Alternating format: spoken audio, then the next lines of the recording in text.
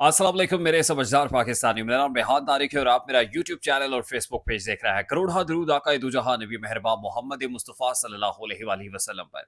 इस दुआ और इस उम्मीद के साथ इस व्लॉग का आगाज करते हैं कि अल्लाह रब्बुल इज्जत इस मुल्क के फैसला साजों के दिलों में समझदार पाकिस्तानियों के लिए नरमी पैदा कर दे। पिंडी से अच्छी खबरें नहीं आ रही हैं। पिंडी में मरियम नवाज ने जनरल डायर बनकर जो अहकाम जारी किए हैं, उससे लियाकत बाग को जलियांवाला बाग में तब्दील करने की कोई कसर नहीं छोड़ी। आज सुबह से रावलपिंडी, इस्लामाबाद और मुल्हिका अजला को जो कंटेनर सिटी बना दिया गया, उसके बाद ना सिर्फ रबड़ बुलेट्स फायर हुई हैं, यूं लगता है जैसे पैलेट गन से फायर किए गए हैं। आंसू गैस की शेलिंग की गई है। ना बच्चे देखे गए, ना खवातीन देखी गई, ना बुजुर्ग शहरियों पर कोई रहम किया गया। हर खासो आम के ऊपर लाठियां बरसाई गई, आंसू गैस की शेलिंग की गई, पैलेट गन्स के शर्रे बरसाए गए और रबर बुलेट्स के साथ बुजुर्ग शहरी भी शदीद जख्मी हो गया है। और वहां से जो पाकिस्तान तहरीक इंसाफ की खवातीन MNAs के MPAs के जो ऑडियो मैसेजेस हम तक मौसूल हुए हैं, यकीन कीजिए अल हफीज़ो अल अमा।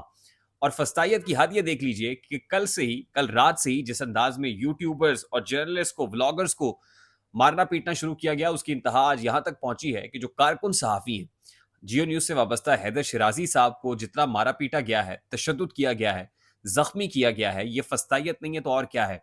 यानी आप ये चाहते हैं कि आप जितना मर्जी जुल्म कर लें, मीडिया का गला दबा दिया जाए, वो दिखाई ना सके क्या क्या हो रहा है। हत्ता कि जहां कंटेनर लगाए गए और जहां ये सब कुछ हो रहा था, वहां पर जिन सहाफियों ने फिल्म बनने की कोशिश की, मनाजिर को अक्स बंद करने की कोशिश की गई, उनको शदीद मारा पीटा गया है, उन पर लाठी चार्ज किया गया है, आंसू गैस के शेल बरसाए गए हैं और जिस तरीके से उन पर तशद्दुद किया गया है, ये किसी सूरत भी जस्टिफाइड नहीं है।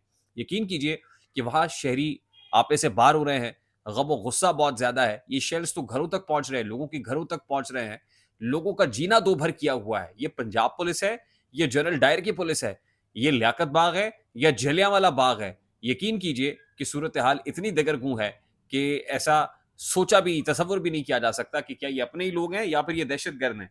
ये पाकिस्तान से बाहर से आए हैं, ये रॉ के एजेंट है जिन पर ये सलूक किया जा रहा है। Article 19 of the constitution is very clear about it. Right to association भी है, राइट टू एक्सप्रेस भी है, राइट टू प्रेस भी है, फ्रीडम ऑफ एक्सप्रेशन भी है, राइट टू इंफॉर्मेशन भी है।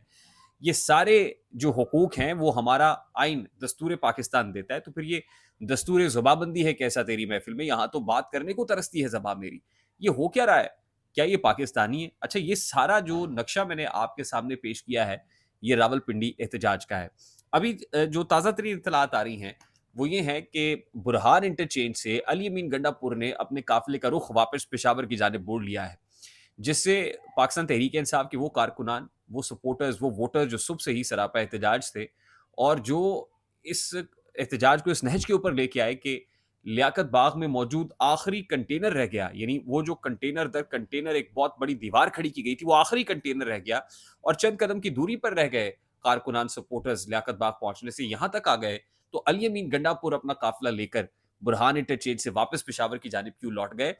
तो इस पर जो है कारकुन सरापा एहतजाज है, एहतजाज कर रहे हैं लीडरशिप के भाग जाने से, दम दबा के भाग जाने से एहतजाज कर रहे हैं और फिर इसको ये भी कह रहे हैं कि आज का ये एहतजाज ये साबित करने के लिए काफी है कि कौन इस्टेब्लिशमेंट का टाउट है और कौन इमरान खान का हामी और वफादार है, सच्चा और खरा सपोर्टर है। तो आज ये जाहिर है कि डिफ्रेंशिएट भी हो गया है, डिस्टिंक्ट भी हो गया है कि कौन लोग हैं जो खान के लिए जो दीवाने हैं, मतवाले हैं, कट मरने को तैयार हैं। बारकैफ एहतजाज तो होगा और आज पाकिस्तान तहरीक इंसाफ ने यह साबित कर दिया कि आप जो मर्जी कर लें, एहतजाज तो होगा। इंटरनेट बंद कर लें, लोगों को उठा लें, लोगों को कैद कर लें। आज तनवीर साहब जो पाकिस्तान तहरीक इंसाफ के MP हैं, हमने उनको प्रिजन वैन के अंदर जाते हुए देखा और अलल ऐलान डंके की चोट पर ललकार कर उन्होंने पंजाब पुलिस को जो कहा, वो यकीनन देखने की और हौसला पकड़ने के लायक है उन लोगों के लिए जो एहतजाज के लिए निकलते हैं। और जाहिर है तहरीकें जज्बात से जन्म लेती हैं और जहाँ जज्बात नहीं होते वहां तहरीक जन्म नहीं लिया करती। तो आज बड़ा ही अनप्रेसिडेंटेड मामला रहा है। एटलीस्ट कप्तान की कॉल पर, इमरान खान की कॉल पर पाकिस्तान तहरीक इंसाफ की खवातीन, बच्चे, बुजुर्ग, सपोर्टर्स जिस अंदाज में निकले हैं, तो ये अनप्रेसिडेंटेड है। ये अनप्रेसिडेंटेड और ये फतह है पाकिस्तान तहरीक इंसाफ की। अच्छा, इसके अंदर मोर और लेस वैसे ही काम देखा गया जैसा लाहौर के अंदर हुआ था कि पौने 7 बजे, पौने 6 बजे इनफैक्ट जिस तरीके से लाइटें बुझा दी गई थी, शमें गुल कर दी गई थी, ये जाने बगैर कि वहां पर खवातीन भी मौजूद हैं, स्टैम्पीड हो सकती है। भगदड़ मच सकती है, लोगों की जान जा सकती है, लोग पैनिक कर सकते हैं। आज भी लियाकत बाग के अंदर यही कुछ हुआ। वहाँ पर बत्तियाँ बुझा दी गई, लाइटें बंद कर दी गई, पैनिक हो गया है, खवातीन की चीखों-पुकार है। ये किन मुहज़्ज़ब माशरों के अंदर होता है? आप ये भी नहीं देखते कि यार इस मॉब के अंदर खवातीन भी हैं, बच्चे हैं छोटे-छोटे, स्टैम्पीड हो जाएगी। पैनिक कर जाएँगे लोग, खवातीन के साथ जो कुछ होगा, तो ये जो पंजाब पुलिस है, ये जो अवाम की इज़्ज़त, आबरू, जान-माल का तहफ़्फ़ुज़ जिसकी ज़िम्मेदारी है, अ, वो खुद लोगों की क्या समझते हैं कि मतलब इज़्ज़तें पायमाल हो जाएँ, लोग लुट जाएँ, लोग जो है वो दम घुटने से मर जाएँ, पैनिक से मर जाएँ, मतलब आप चाहते क्या हैं? दिस इज़ वेरी अनजस्टिफाइड जो कुछ हुआ है आज पिंडी में, और इसने यकीनन आप अब जो मर्ज़ी कहिए, आप इसमें ये कह दीजिए कि एक पॉलिटिकल पार्टी के लिए, देखिए अब जर्नलिस्ट कम्युनिटी के साथ आपने क्या किया? मेरा तो दुःख अपनी कम्युनिटी का है कि हम अगर इसको प्रोटेस्ट को रिकॉर्ड ही नहीं करेंगे, एहतजाज को रिकॉर्ड ही नहीं करेंगे, दिखाएँगे ही नहीं पब्लिक को, एटलीस्ट हमें इतना तो हक दीजिए कि हम उसको कवर कर सकें। आप डंडे बरसा रहे हैं सहाफ़ियों के ऊपर, ये किस मुहज़्ज़ब माशरे के अंदर होता है? तो मेरा तो दुःख अपनी कम्युनिटी का दुःख है। जो मेरी कम्युनिटी के साथ हुआ है, ज़ाहिर है मैं वहाँ पर हमारे ही दोस्त थे ना, हमारे कलीग्स थे ना, in the line of duty है ना, कारकुन है ना, अपने बच्चों की रिज़्क कमा रहे हैं ना, वहाँ पे खड़े हुए हैं, अपना फ़र्ज़ निभा रहे हैं ना, रिस्पॉन्सिबिलिटी अदा कर रहे हैं।